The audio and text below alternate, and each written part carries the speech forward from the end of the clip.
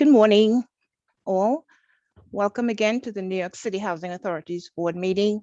Good morning, particularly chair, board members, chief operating officer, staff, and members of the public. A few housekeeping rules, as I often give before the meeting.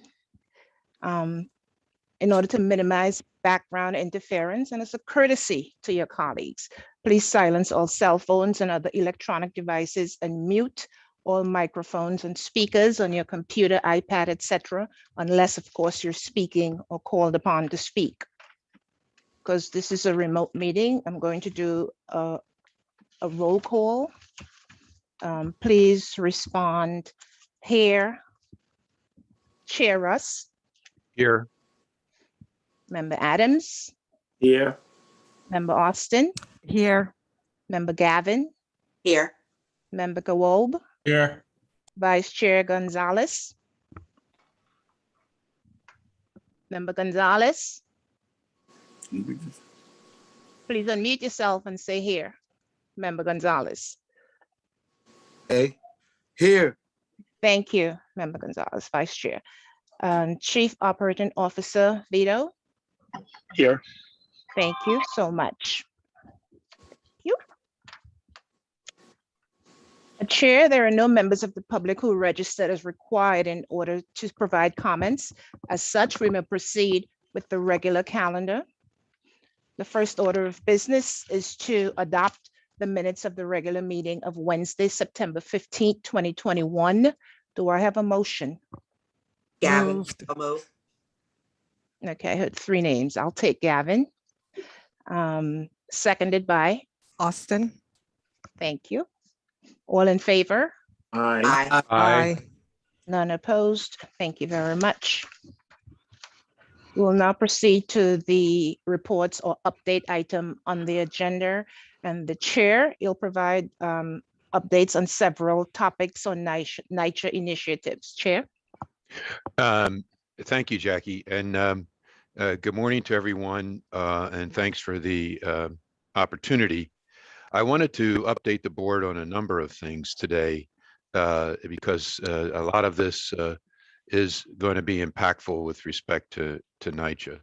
The first is, what do we know about the situation in Washington? And if you could ask for a more complicated set of things to have happened since we last met, I don't know if you could have made it up, but it's happening.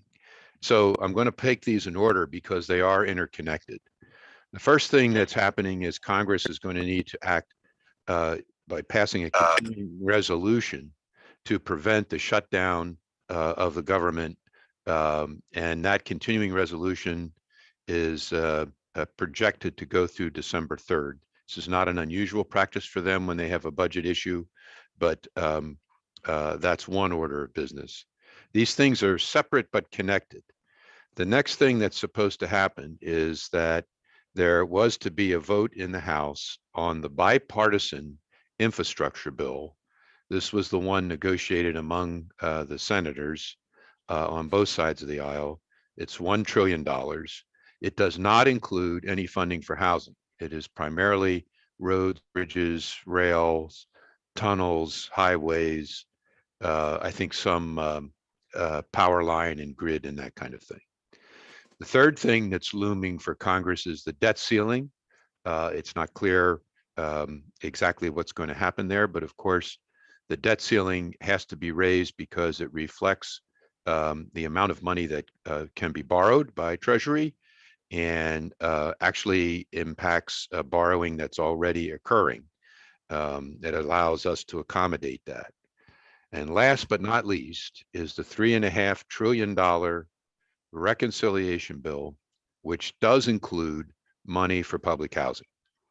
And the bill as drafted by the House side would put $80 billion into the public housing system, and it would do so in three distributions. The first distribution, as proposed in the bill, would be for $10 billion within 60 days of enactment. NYCHA would likely see about 2.1 billion of that, and that would come relatively quickly. The bill then gives significant authority to the HUD secretary so that she can create a method for distributing what they're calling priority investments for $66.5 billion of the 80. The thinking here is that there would be a priority for distressed public housing, which certainly would meet a lot of our demands. There could be other priorities that she establishes as well. These are not competitive grants, but seem to be grants that you would qualify for and just be able to access. If that number holds up, and if we think HUD distributes it, it's potentially creating a pot of money for NYCHA of somewhere between 35 and 38 billion.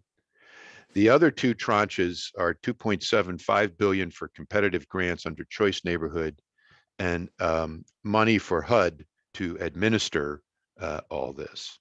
So the shutdown, the bipartisan infrastructure bill, the debt ceiling, and the reconciliation bill. So there's a lot of division, even among the Democrats, on how this is going to sequence, how these are going to impact each other. And our money is in the reconciliation bill, and that's what we'll be watching to see. As of today, a number of Democrats are saying that that bill has to be scaled back from the $3.5 trillion that was originally proposed for it to pass the Senate. We'll see. So that's a quick update on Washington. And then I'll go through a couple of other important items. And then if there's questions, we could do that. In the near term, I wanted to let the board know that we are going to be announcing that we have signed a memorandum of understanding with the CCOP as the citywide resident group, that we're going to brief the board, and we'll do some training around that. The memorandum of understanding is a product of 2 years worth of work. I want to again thank the resident engagement staff, especially for their diligence and their support through this whole process. That MOA is significant. It's the first update to our relationship in over 15 years, maybe longer. And it includes specific requirements for how we would engage not only residents and leaders at the property level, but up to including how the CCOP and the board would work together. So we'll do a briefing on that and a training to come for board members, particularly for the board members who are on the subcommittee that's connected to resident engagement. The second thing that's coming is that we have reached an understanding with CCOP on establishing a methodology for the prioritization of all capital work for the entire portfolio. This would be essential if we get money from the Washington bill, and even if we don't get all the money we think we're going to get from there, from establishing the order in which we would address properties. This is done on a data basis using the physical needs assessment.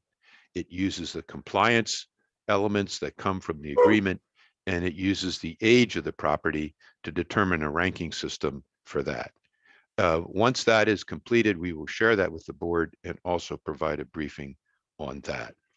So for those two items, which are actually complementary, in the letter of understanding, if we get money from Washington, we would be able to stand up the order in which we begin to address the physical needs at our sites. Along these lines, we have a resolution in our package today, resolution number 3. And this is the beginning of NYCHA's approach to comprehensive modernization.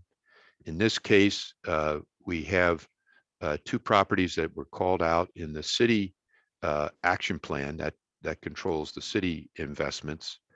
And we're going to be moving as much as possible to comprehensive modernization at all the properties. The resolution that's in the board package today is the beginning of that process by establishing technical support and capacity to do the construction management and project management on these very, very large contracts. keep in mind, let's think about what if the only thing we got out of Washington was the $10 billion? That would still be $2 billion that we would receive compared to the 600 million per year we're used to getting. So no matter how this cuts, even at the lower end of these numbers, we're going to need to develop and strengthen our project management and our construction management capacities. And that's what that resolution does. It's the start of that. So let me pause there for the Washington, the CCOP news, and if there are any questions, then I have 2 more items to address.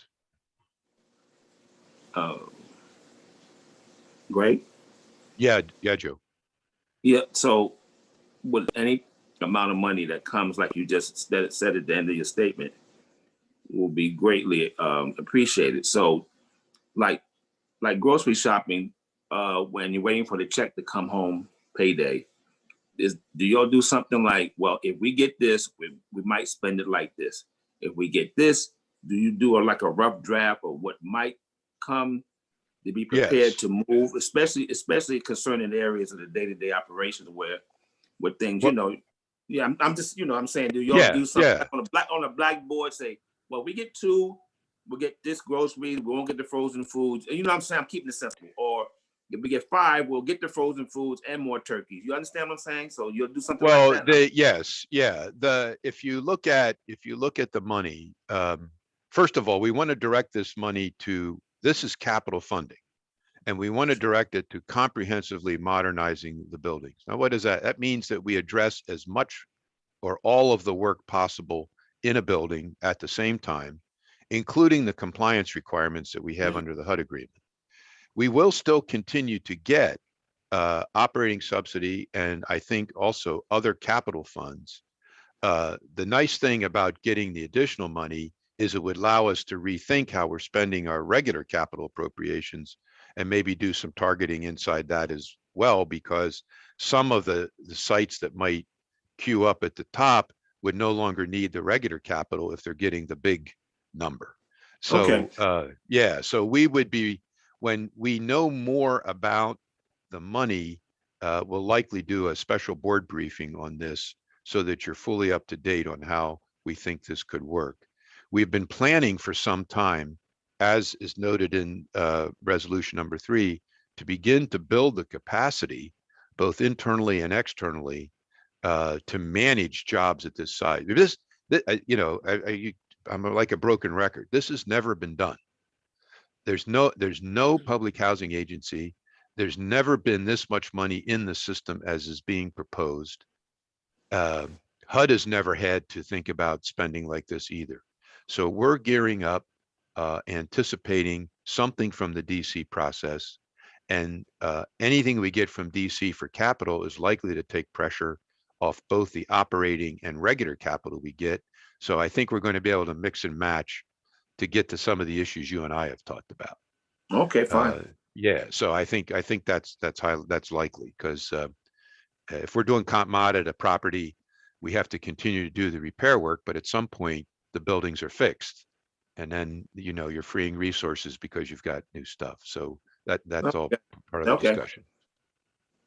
So Greg, in this contingency plan that you have pending what type of money we're going to receive in capital projects, when it gets down to the bottom line, every decision that'll be made will be based on numbers and things that we physically know now, not what others may suggest is a more important factor in order to pick developments. Is that a good assessment? That's an excellent assessment. We wanted a neutral, numbers-based system. So, for example, we took the P&A information. We gave weighting factors to the compliance areas and the age of the buildings. So that generated a number-based system, to use your terminology, to apply. And we wanted this process to be open. Our goal is, if we come to full agreement with the CCOP, there would be a list, and we would put the list out to the public and say, if we get capital to scale, this is the numbers-based way of thinking about it. And again, I'll just be candid here. We wanted a system that was numbers-based and neutral because everyone's going to lobby to be first. Right. You know, Okay. and So you and got, yeah, I mean, it's a natural thing. So so we wanted, but we did not want to do that system without getting input from the citywide body. right. So we've been talking sort of quietly with them for the past 3 or 4 months, and we do have a letter of understanding. And as soon as we've got all this buttoned up, we will bring this to the board. And I hate to say it, but if necessary, I would even ask Vilma and the secretary to consider a special meeting just to consider these items so that you're fully up to date. But we'll see how the timing plays out. I also love the transparency. Yes, we felt it would be very essential to have a process that's clear, that is based on what we know, is numerically sound, and is something that the citywide group feels they've been included in the thinking. So Yes. I think we can touch all of those with this letter. And in fact, I think the letter of understanding on the capital work is in part made possible because we reached agreement on a memorandum of agreement for the regular tenant relationships. So that's good. Yes. Yeah. That's excellent. Can't wait to hear the further, whatever it is you're going to put together for us later on. Yeah, it'll be, we'd probably do a non-voting meeting, but just to do a briefing on these things. The other thing is I'd like to know more about what's happening in DC, but it's very murky. So I can't really say what we'll get. Yeah. Okay. Yes. This is Paula. I wondered, would we include the CCOP during the briefing for the board? We can. I think it would be great.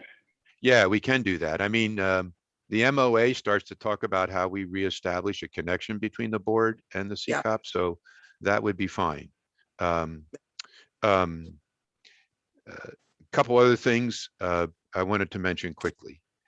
We are meeting with the new lieutenant governor and his staff. He's been charged to take a look at NYCHA. We've had several phone call meetings with him and also meetings with his staff, and continue to meet also with members of the Assembly and the Senate. There's a lot of, because we don't know what we're getting from Washington, I mean, we still have the trust bill in play. The lieutenant governor has been very, very interested in coming up with ideas that would be supportive of moving NYCHA in a good direction. So I just wanted to let the board know that we are meeting with our state contingent as well. Couple other things I wanted to address, and then recently we had some articles in the press. Oh, okay. Joe, yeah, sorry, go ahead. I don't want to say I told you so, but I did tell you that the lieutenant governor was coming with a piggy bank. But you can move along. I told you that. Yeah, he hasn't said what's in the bank yet, but well, he's at least he's thinking about it. Yeah, okay. He said it on the news, and he said, I quote, capital projects aside, he wants to try to alleviate the stress of the day-to-day operations. If you want me to send you the news piece, I can send it to you. But no, that's okay. That's okay. Okay. All right. Yeah. Okay. No, I'm mindful when we're talking to him, so we'll see. Recently, there were some articles again on the impact of COVID on the city, and these articles also called out NYCHA data. And I just wanted to remind the board, this is the statement that we issued when these articles came out. And we said, among New Yorkers who reside in public housing, COVID cases and deaths are similar to citywide rates as they were in May of 2020, when the Department of Health last released the data.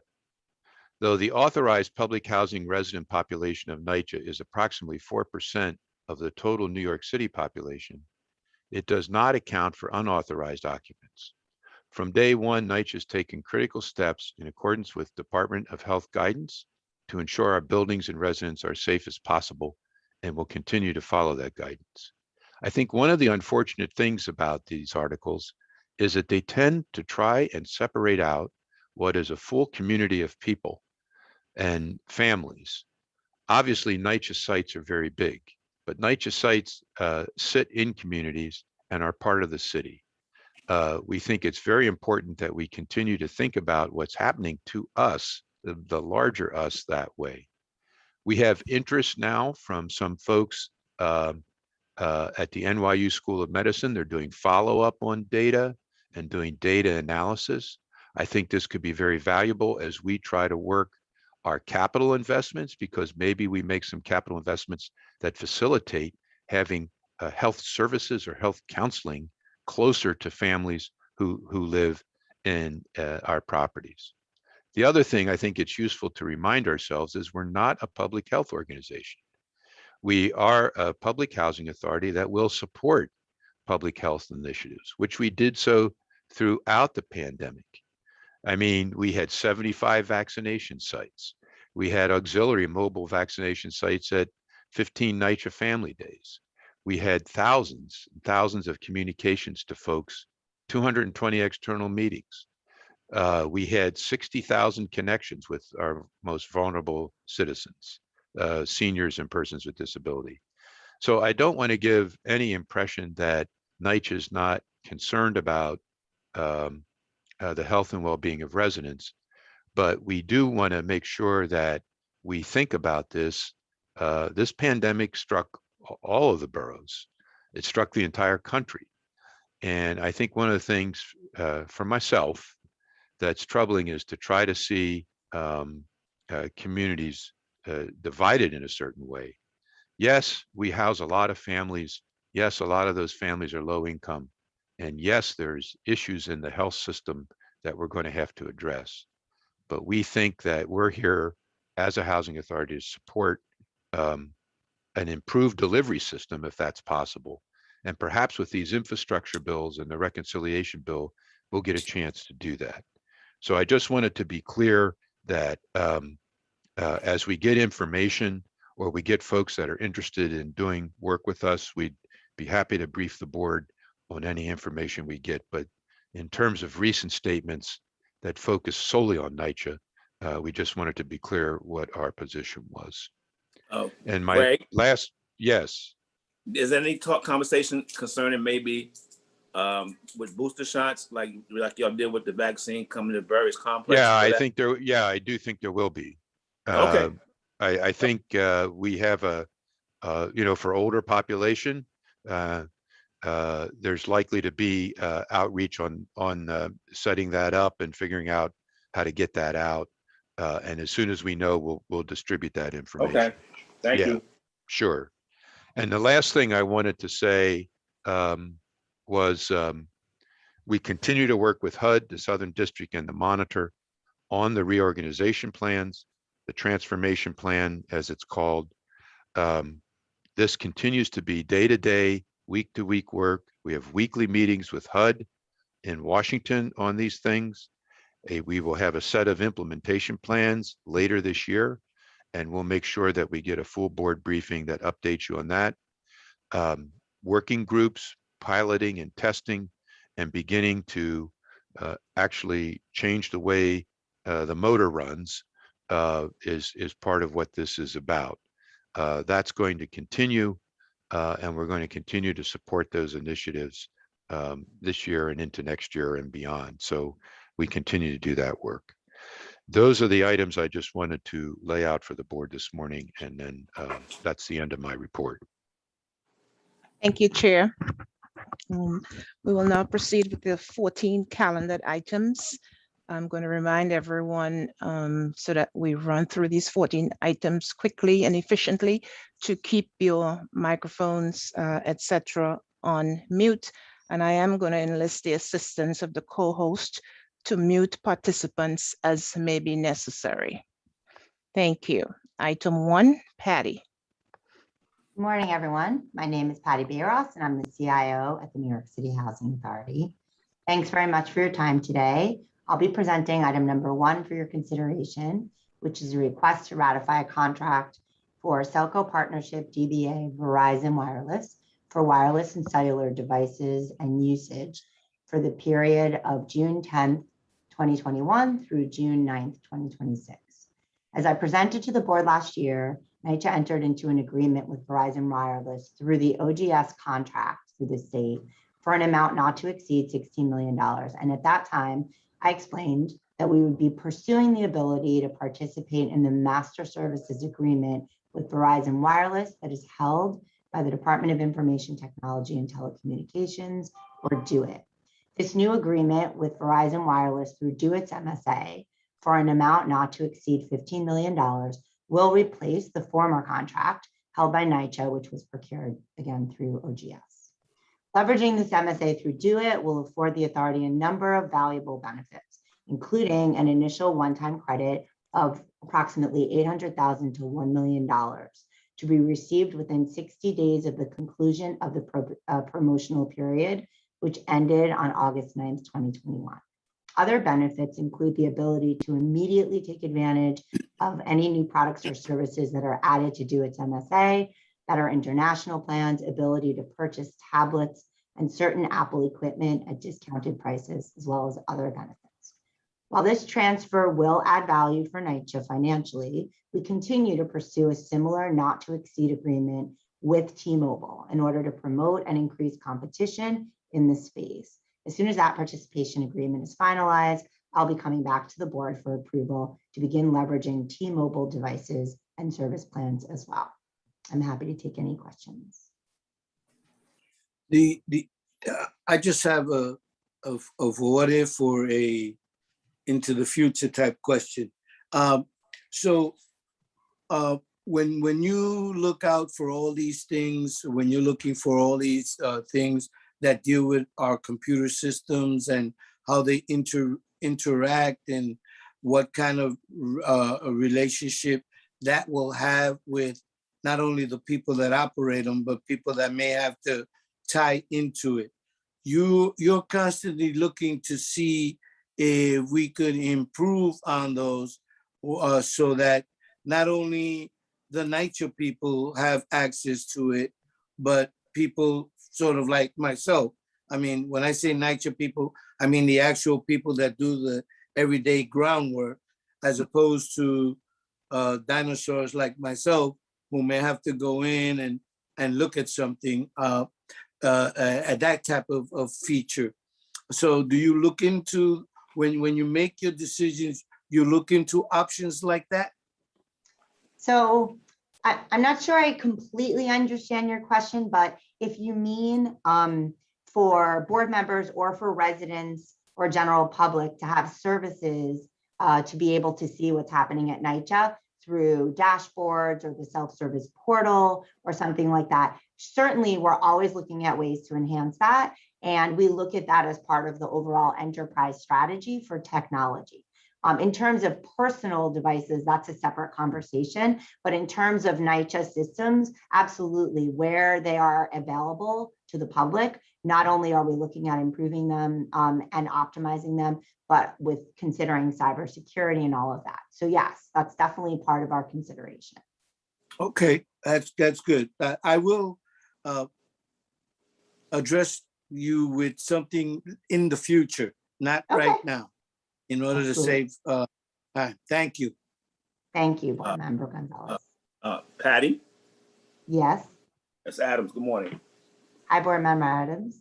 Hi. Okay. So when we initially had our discussions about Verizon and other services that they assist with, like the call center in various areas and the outages, you gave me numbers, and I don't want to misquote you. All those numbers indicated red. There were numerous outages, and then you gave explanations of the time frame. Is that correct? Yes or no? Yes, I think that was about a year ago. Okay. So, and then we had dialogue after that. Yes, and we've met a number of times. I believe anytime I got information from residents or myself or whatever, at the call center or things that we use on a day-to-day basis connected somewhat to Verizon. I believe I reached out to you. Yes or no? Yes, you've reached out to me on a few occasions. I'm not, okay, anyway. And I tried to reach out to you, like, but you say you were busy last 3 times out of the last 5 months, and there was no response because I'm trying to get a feel, because on this end, people are still struggling especially at peak times, to get a message to management or wherever to get help in things that we need. Now, I understand you explained the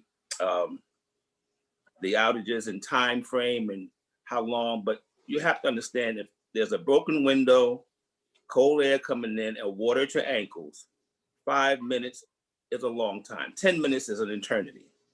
So it doesn't, from my perspective, relate to the actual emergency going on and people on one end trying to help us and we trying to call in. And I reached out to you numerous times, like I said, the last few months with no response. So. The board member, Joe, this is not about the call center.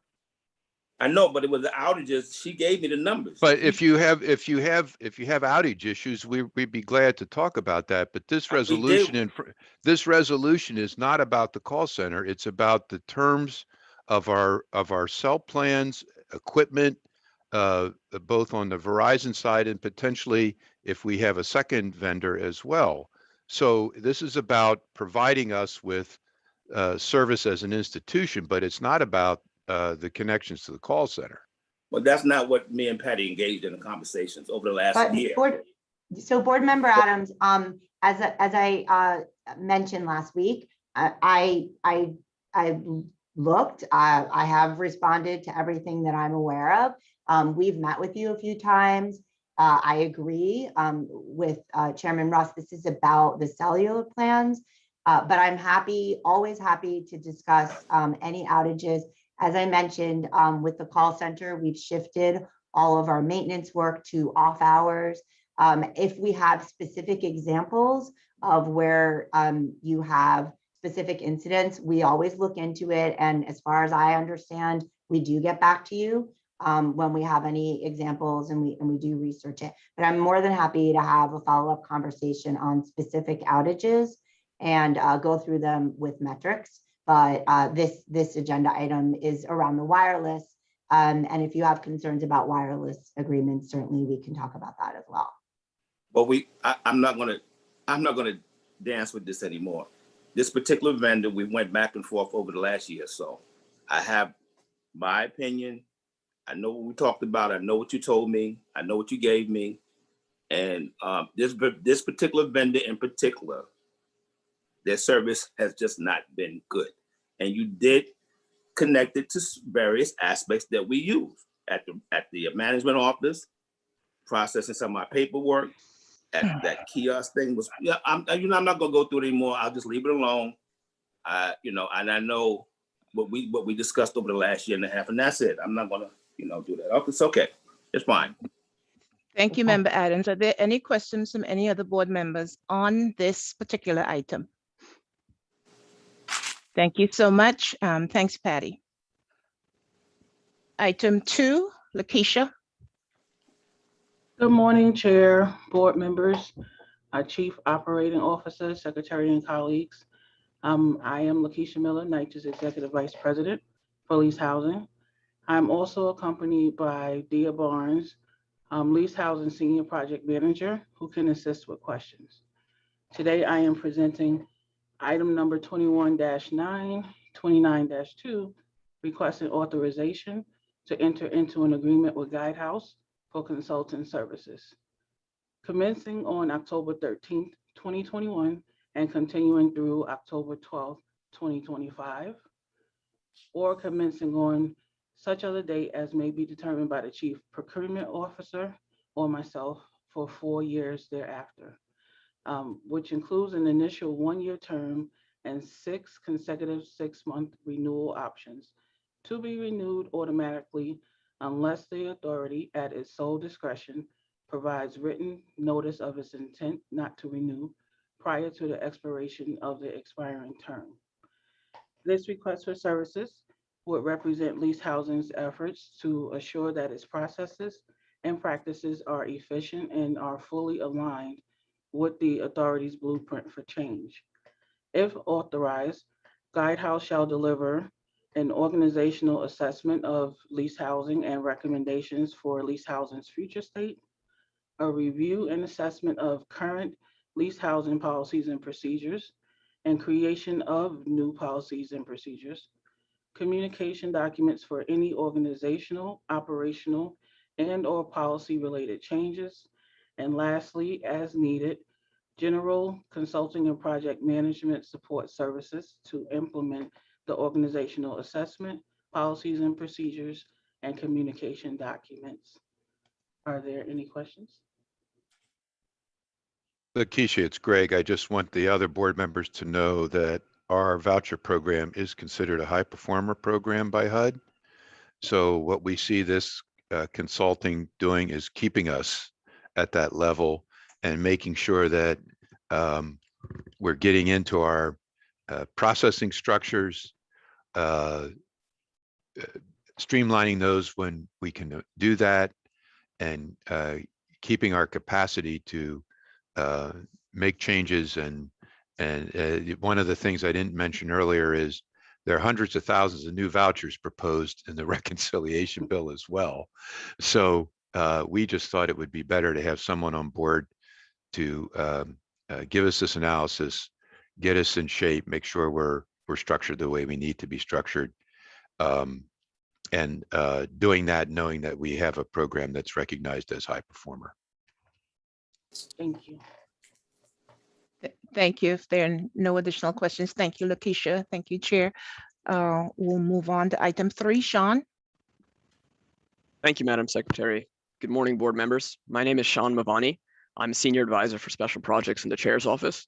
Thank you for your time and the opportunity to present item 3 for your consideration, building on the earlier comments from Chair Russ.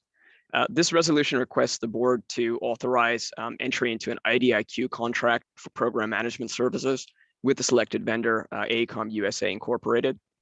The context of this resolution is that the authority requires program management services to assist us in planning, oversight, management, and execution of comprehensive modernization projects at multiple citywide developments. These projects will be undertaken through the authority's property modernization programs, in particular, a newly constituted comprehensive modernization program initially incubated in the Office of the Chair. The projects include comprehensive lead abatement and mold remediation projects, 2 of which are funded through the City Capital Action Plan and other funding sources. The scope of those 2 projects include environmental hazards abatement and supporting renovation of multiple building systems, building exteriors, elevators, common areas, and unit interiors, and site and grounds improvements. Additional comprehensive modernization projects are planned contingent upon increased capital funding becoming available in the near future as per the earlier discussion.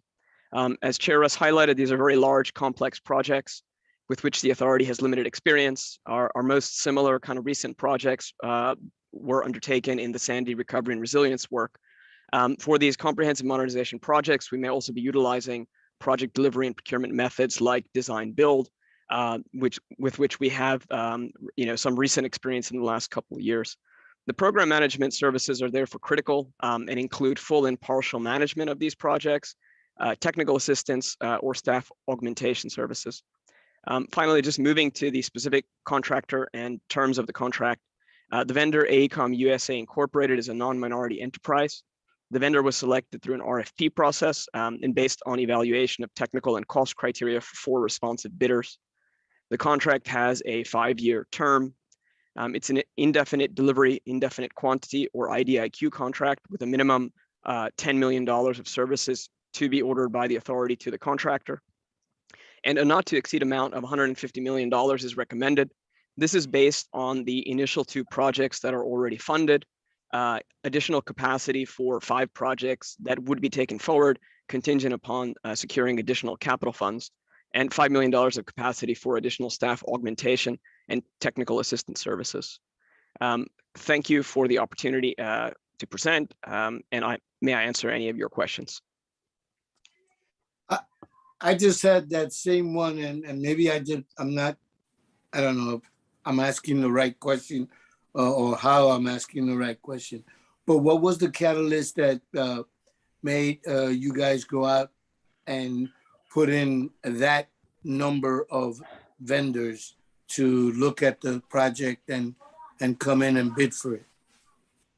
Thank you, Board Member Gonzalez. I think you're referring to the 1,210 number in terms of the Correct. number of vendors that the RFP was distributed to. Right. And this is, yes, so this I think is just a part of the Supply Management and Procurement Department's approach to try to improve and increase vendor outreach as much as possible. We understood there would be broad interest in this type of services contract, and given the potential for a large amount of funding coming to NYCHA around these type of comprehensive modernization projects, and therefore we canvassed pretty broadly previous vendors who've worked with NYCHA, vendors that may be on previous distribution lists from the Capital Projects Department, from the Real Estate Department, and other parts of NYCHA. And that's how we were able to assemble that kind of 1,210 distribution list. And I think we had a good turnout because of that. Oh, trust me, I'm not complaining. I'm kind of happy because the more vendors we have, that means we could also have better choices to make. And Victor, it's Greg. If I could, in a way, this is kind of advertising for what's to come. We're going to have, if we get a lot of capital, this is our first big comp mod technical assistance proposal. But by sending it to such a large group, vendors are going to be made aware that, if we get the capital from Washington, or if we get the capital from the trust, that we're going to have work. So I think this kind of wide sweep of vendors helps let the whole industry know that there's the potential for a lot of work. And I do want to emphasize, these are going to be big numbers. We're going to come back to the board, obviously, as these projects unfold. But if we just look at our top 5 sites, those 5 sites alone would take 2.2 billion, or a little bit more than that. So we are sizing these things in anticipation of receiving capital, and also going out to the industry saying, there's going to be work for architects, engineers, construction management, design build consultants, and design build technicians, and that kind of thing. So partly what you're seeing here is the start of this with this resolution. Well, trust me, believe me, I'm not complaining. I understand. I think it's a great idea. I've often wondered and asked in other projects for different things, what can we do to make the proposals or the bids more attractive, and in order to basically do the same thing you're doing with this large number. So again, I'm glad that this is going on. It's just that I found the number unusual. That's all. Sure. Thank you. Okay. Question, Adams. Good morning. Hello. Good morning, Yeah, Joe. Member Adams. All right. So what I read in the capital spending plan, but there were some things on pause for right now, with like elevators and other projects. My question is two-parted. My question would be, would that affect what you're talking about today, as far as when it might start, when everything might start get kicked in? Because it seems to be a pause on certain things, because the money, I believe Greg said the money, we're waiting on the money, so there would be a pause. So we're just approving something so we can move forward when the money comes in. Is that correct? Or did I misread that? Joe, it's Greg. No, I think, let me separate out. This would be for comprehensive modernization. We're still working and restarting, and we haven't, in terms of design, we have the money from the state for elevators and heat plants. That design work has continued, and that's separate. Because we got that pot of money separately from what we're anticipating with this pot of money. You got money. Yeah, okay. And we're also talking to the state about more elevator work, again, state funded. So And perhaps that is connected to the piggy bank, but Yeah. we are talking, this would be in preparation for 2 comprehensive modernizations that are going to come through the city action plan, and in preparation for, we hope, additional capital comp mods that come from Washington if the money passes. So the elevator work is continuing on the capital side at the present time, and this would be on top of that. Well, that's good to hear. And I believe if Lieutenant Governor comes to visit and you and him get stuck in the elevator for about an hour, then the money will come faster. All right, but thank you for explaining that. Thank you. No, thanks, Joe. All right. If we come to your building, I hope we can all get stuck together. I hope It won't not. be me. No, I won't be there. It won't be Okay, me. thank you. You're welcome. Okay, thank you. If no further questions, thank you, Sean and Chair. Thank you. We'll proceed to item 4, Daphne. Good morning. My name is Daphne Rubin Vega. I'm a director on the transactions team in the real estate development department. I will be presenting item 4 for your consideration. We are seeking authorization from the board to amend board resolution 19-130-24, which authorized the authority to amend board resolution 18-530-22 to indicate the date of receipt of the letter of support from the New York City Deputy Mayor for Housing and Economic Development as January 23rd, 2019. Authorization is requested for amendment in this instance to reflect the United States Department of Housing and Urban Development's approval of expansion of the area median income band requirement for initial sale transactions for the subject project sites from 57 to 80% to 57 to 120%. For additional context, for the previous 2 aforementioned resolutions, the board authorized the authority to convey title to Habitat for Humanity, New York City, to facilitate the rehabilitation of 13 vacant, fully detached single-family houses in Queens, and in its place, construct 16 new units using prefabricated construction design to meet passive house and net zero standards, while also encouraging flexible layouts that encourage aging in place. Happy to take questions. Thank you. Good morning, Adams. This organization is outstanding. I'm glad you were able to connect with them to assist with this. I have personal experience through my family and children with this entity, and I'm just dying to see what happens and which way it goes. And hopefully, Greg will find some money for this to whatever to help out a little bit. But I believe what you're explaining is that they're going to take it on as a whole. I believe, if I understood you correctly. Yes. But definitely, from my perspective only, that anything connected to them is outstanding. That's it. Great. Thank you. You're welcome. Okay, no further questions. Thank you, Daphne. We'll move on to item 5. Steve Lovesey. Good morning. My name is And- Stephen. I'm sorry, Steve, Madam right, Secretary. Yes, thank you, Steve. Before you begin to present your item 5, you'll move 3 CPD reports into the record. Correct. Thank you. Thanks. Good morning. My name is Stephen Lovesey, and I'm the Executive Vice President for Capital Projects Division. The Capital Projects Division Board Report on CPD's spend rate for August 2021, the elevator modernization contracts, or EMCs, and the heating plant contracts, HPCs, have been provided to the board and will be added and made part of the record. If there are any questions on those reports, I'm available to answer those today.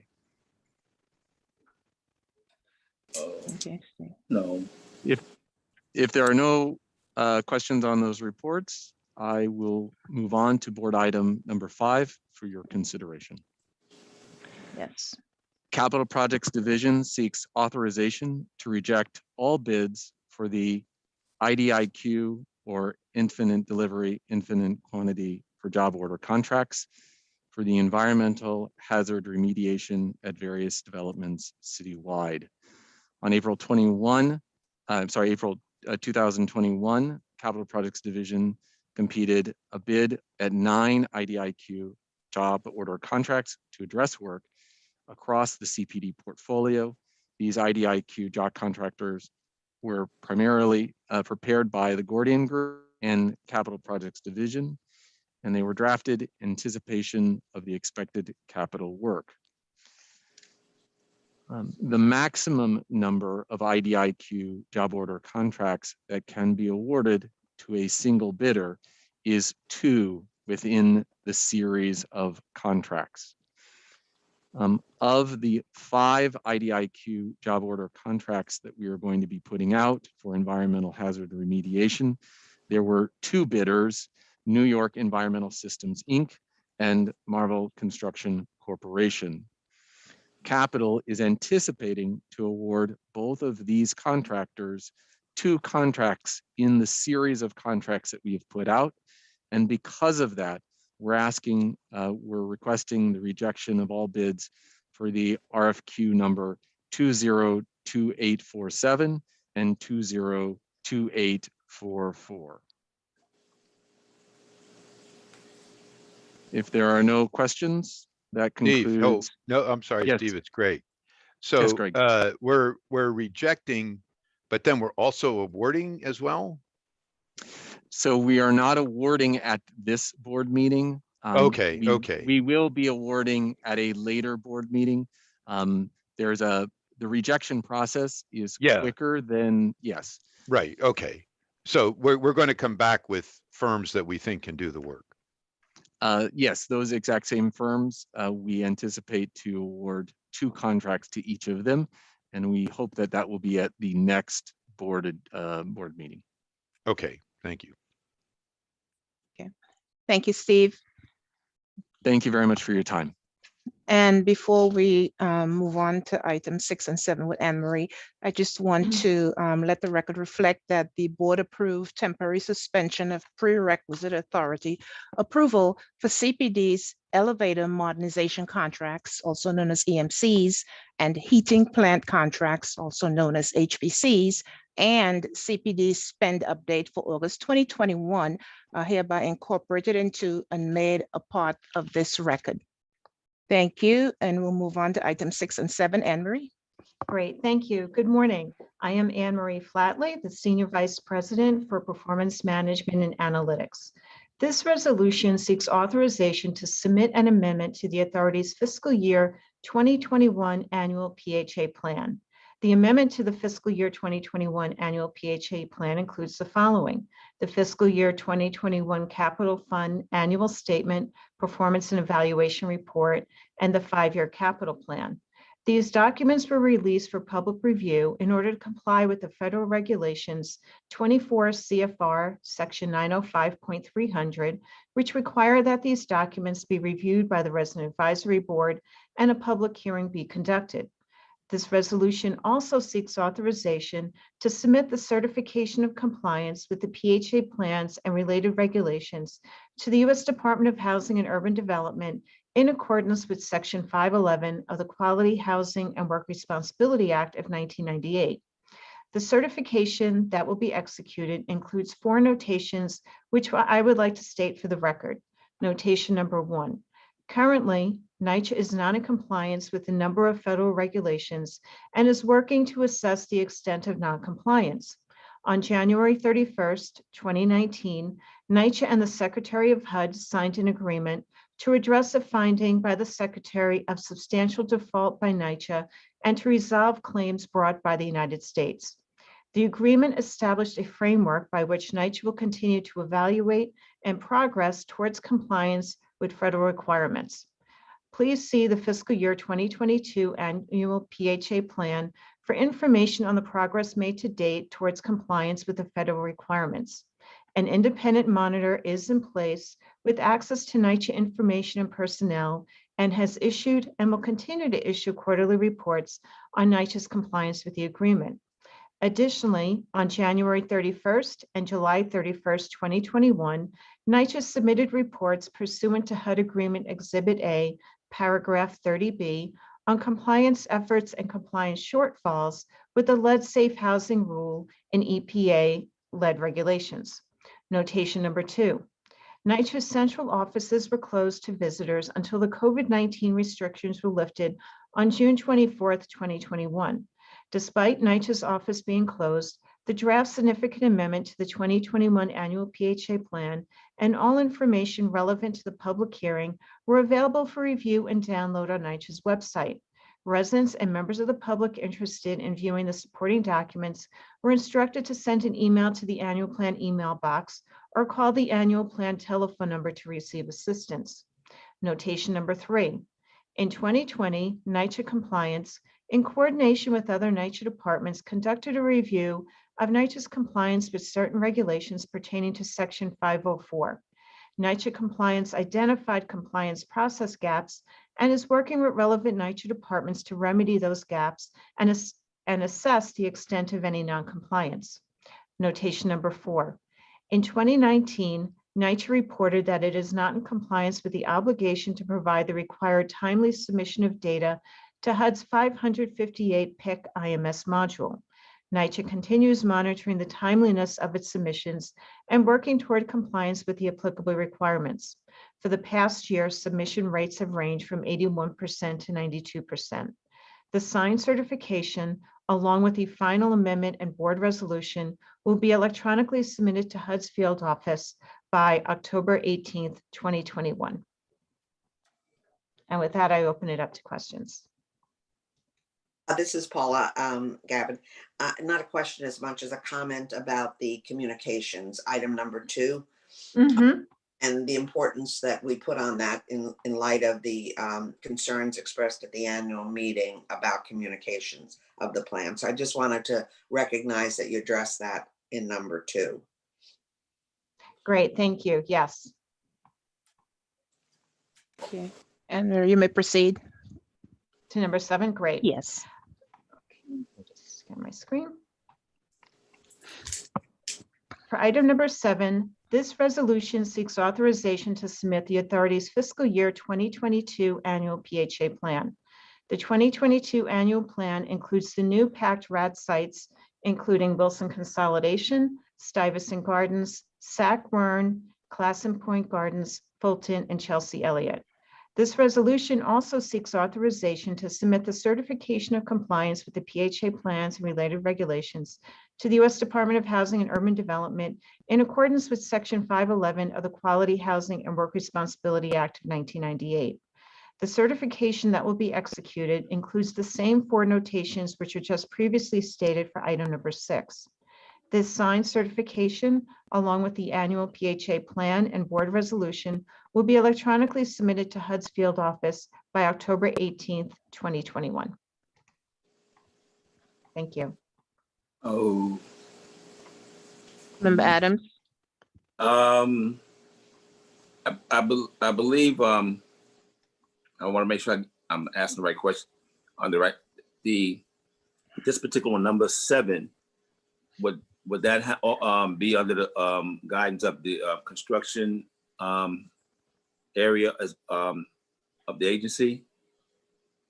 What you're getting ready to do with this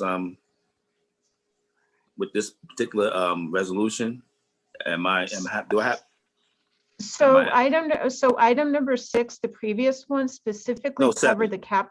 No. I'm trying to get to that. Oh, okay, so item sorry. number 6, yeah, sorry. So item number 6 in particular covered specifically the 2021 capital fund grant that NYCHA is getting from HUD for capital work. Item number 7 is inclusive of all of NYCHA. So every year we put together the annual plan document where we list out, it's a template provided by HUD where we list out our financial resources, our admission priorities, preferences. It covers a big range of different topics. So it's not specifically, I believe, related to the overall comp mod. But I believe, based on what's happened in the past, if there's specific grants, it may require an amendment to the 2022 annual plan. So the plan itself, I don't believe is specifically addressing, I think, what you're asking for at this point in time. Oh, It's the overall policies for the agency that we do every year. and at some point in time, this aspect will be given to the public at some point in time, correct? Correct, I believe so. And okay, I think the point I was trying to make, I didn't want to put you on the spot or ask, but I'm saying that some language in there that was going to take place. I believe I was told that going forward, I would see something to the reference that the public would be involved at some point in time, or some language like that. And I didn't see it in there. I just wanted to make sure, you know, 'cause that's what I was told going So forward. do you mean in terms specifically for all the capital work that will be coming up, what the chair had spoken about earlier in the meeting? I want to make sure I understand what you're specifically Well, anything asking in this for. capacity, anything in this capacity where the public is going to eventually see it, for me, I would like, you know, some reference to that, you know, something, I guess. I believe I'm asking the right question. I could be off base here, but if the public is going to be privileged to this, and by the time it reaches them, you know, we want them to. So Yeah. the document was released for public review on our website.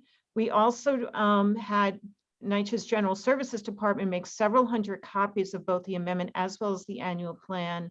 They were distributed to all the management offices.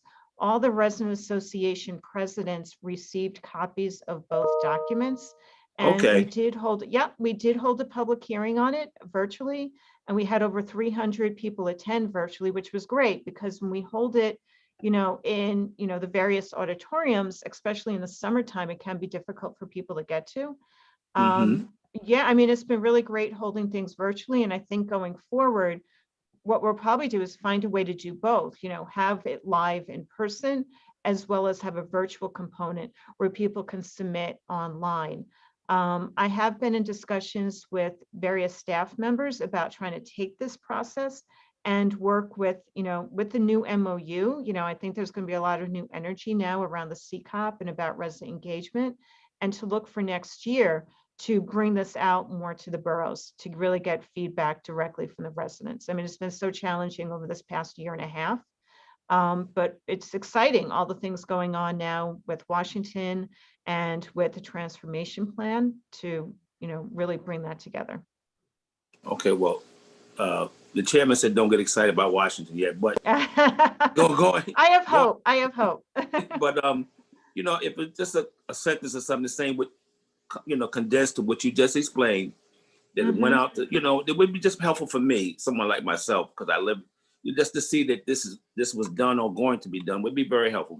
But thank you for answering the question. Thank you. Welcome. You're welcome. I'm happy to talk to you more about, you know, all the outreach that we, you know, did do for this plan. So Okay, well, absolutely. fine, but thank you very And much. you know what? We can always improve it. You know, I'm looking forward to hearing more about that. Okay, and Okay.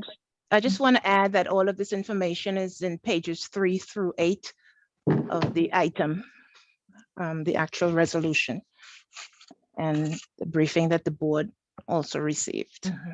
Thank you very much, and thank you very much, Anne-Marie. I'm sorry, Anne-Marie, Cindy. for clarification, you may want to add that the annual public hearing that you referenced is the one that the board members attended in July. Yes, absolutely. Thank I you. mean, you guys go to so many meetings, but yes, it was July 29th, I believe. Okay, that's fine. Thank you. Answer. Thank you very much. Great, thank you. Okay. Thank you, Anne-Marie. Moving along, items 8 and 9. Razul? Yes, good morning. My name is Rasul Azanijat. I'm the Vice President for Healthy Home. Item number 8, seeking authorization to ratify the award of an emergency requirement contract between the authority and AirTech Environmental Corporation for asbestos investigation, project management, and asbestos abatement project monitoring. This is a 2-year requirement contract with 1-year renewal option to be exercised at authority's sole discretion. This contract covers the borough of Brooklyn. The value of the contract is $1,036,834.16. AirTech has been working with us in the past 5 years for an amount of $10 million. AirTech is a non-minority owned business enterprise, and the budget funding is operating and the source is federal. Under section 3, they mentioned they will hire 4 people, 1 asbestos investigator, 1 asbestos inspector, 1 asbestos project manager, and 1 project manager. The VNC for this vendor was requested on July 28, 2020, and is pending. Any question on item number 8? Okay, I'll move to item number 9.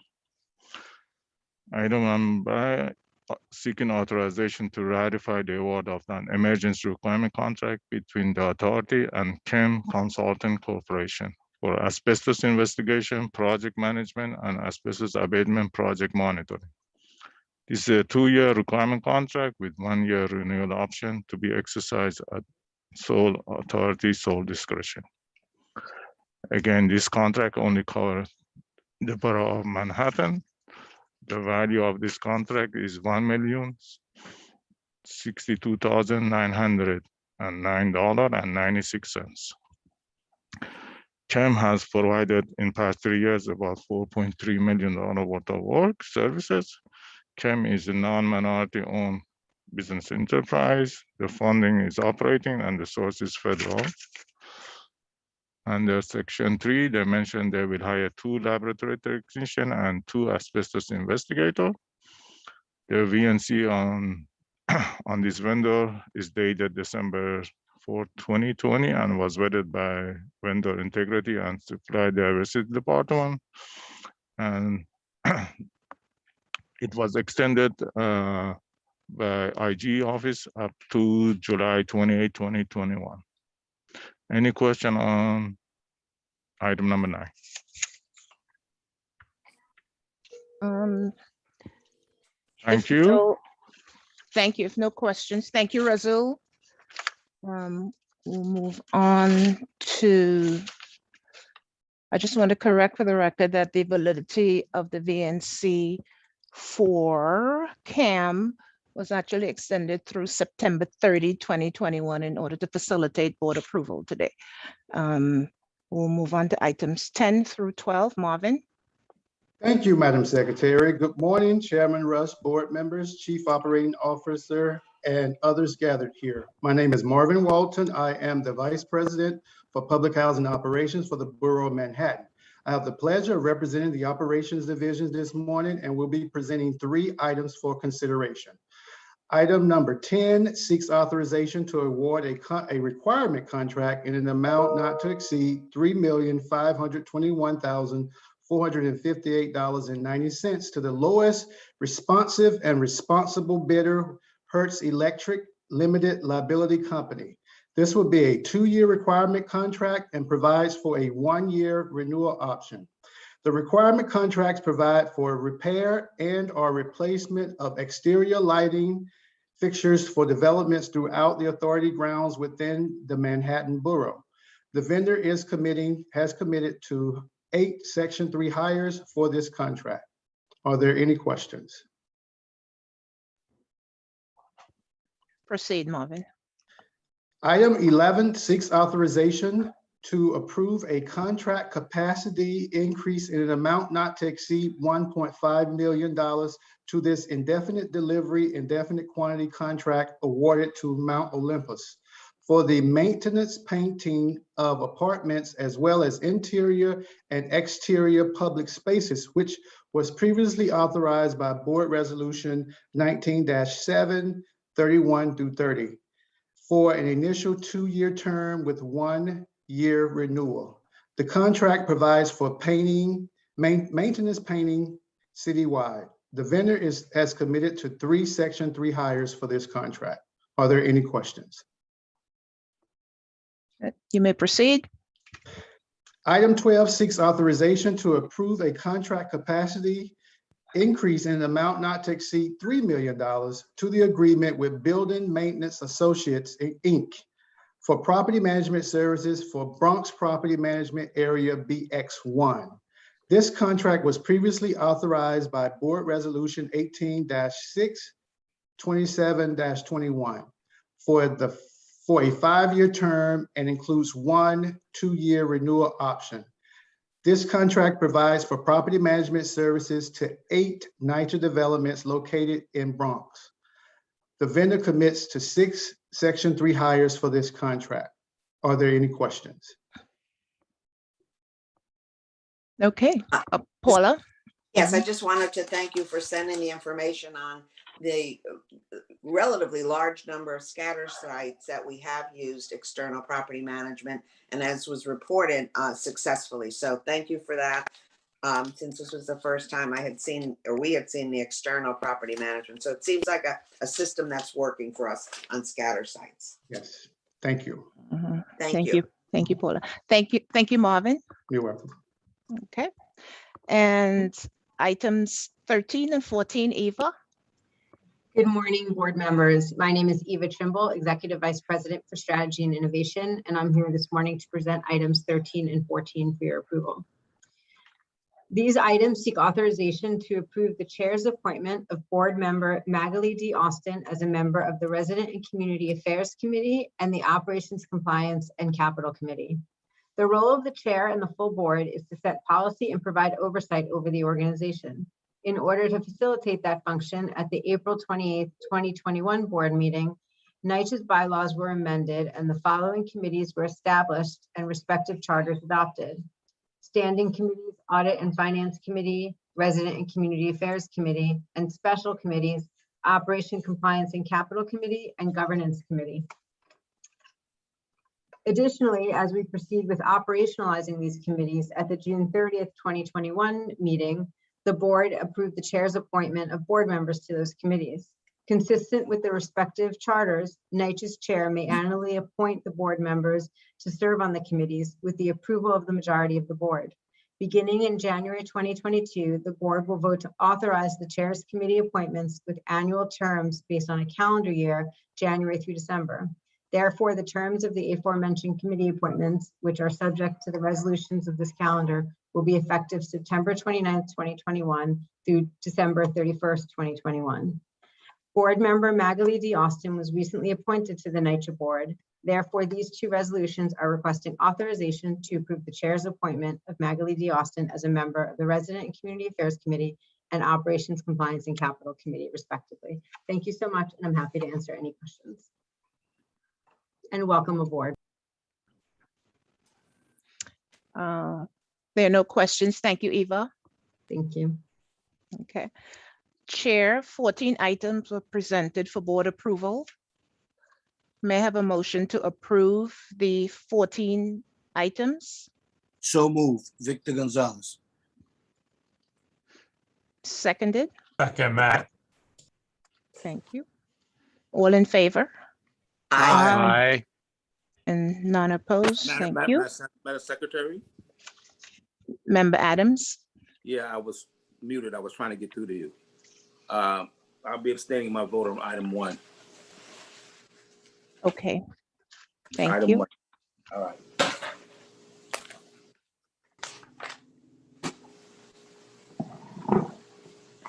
Okay, so we need to do this vote again. Chair, 14 items were presented for board approval. May I have a motion to approve the 14 items, noting that board member Adams abstained from item 1. So moved, Victor Gonzalez. Thank you. Seconded. Yeah, Matt. Thank you. All in favor? Aye. None opposed. Thank you so much. And Chair, being that all matters before the board today have been addressed, may I have a motion to adjourn this meeting? Motion. Was that Vice Chair? Victor, yes. Seconded by? Austin. Thank you. All in favor? Aye. Aye. Thank you. None opposed. The recorded end time is 11:15 a.m. Thank you all. The next NYCHA board meeting is scheduled for Wednesday, October 27th, 2021 at 10 a.m. Everyone stay safe and have a great day. Thank you, everyone. Bye-bye. Bye-bye. Bye. Bye-bye.